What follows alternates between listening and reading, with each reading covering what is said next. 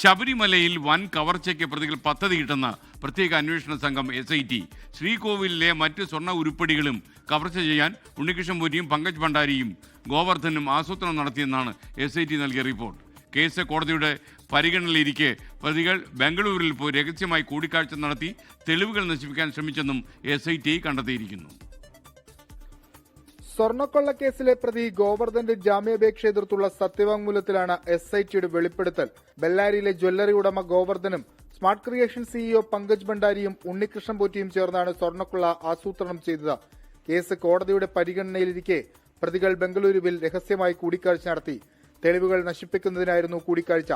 CDR പരിശോധനയിൽ ഇക്കാര്യം വ്യക്തമായിട്ടുണ്ട്. ശബരിമലയിലെ മറ്റ് അമൂല്യ വസ്തുക്കളും തട്ടിയെടുക്കാൻ സംഘം ശ്രമിച്ചുവെന്നും SIT കണ്ടെത്തി. കവർച്ചയിൽ ഗോവർദ്ധന് മുഖ്യ പങ്കുണ്ട്. പ്രായച്ചിത്തമായി ഗോവർദ്ധൻ സ്വർണവും പണവും നൽകിയത്. എന്നാൽ പണം നൽകിയത് ദേവസ്വം ബോർഡിനല്ല, എക്സിക്യൂട്ടീവ് ഓഫീസറുടെ പേരിലാണ് പണം കൈമാറിയതെന്നും SIT കണ്ടെത്തി.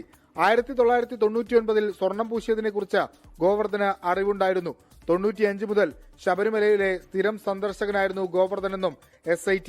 പങ്കജ് ഭണ്ഡാരിയിൽ നിന്ന് സ്വർണം കൈപ്പറ്റിയത് ഗോവർദ്ധന്റെ നിർദ്ദേശാനുസരണമെന്ന കൽപേഷിന്റെ മൊഴി നിർണായകമായി. കവർച്ച പോയ സ്വർണം കണ്ടെത്താൻ വിശദമായ അന്വേഷണം നടക്കുന്നതായി SIT സത്യവാങ്മൂലത്തിൽ വ്യക്തമാക്കുന്നു. വിഷ്ണു സുരേഷ്, 24 കൊച്ചി. ലോകത്തെവിടെയായാലും ഏത് സമയത്തും 24 വാർത്തകളും ഓഗ്മെന്റഡ് റിയാലിറ്റി പാക്കേജുകളും എക്സ്പ്ലെയിനറുകളും വിശദമായി കാണാൻ ഞങ്ങളുടെ YouTube ചാനൽ നിങ്ങൾക്ക് സബ്സ്ക്രൈബ് ചെയ്യാം.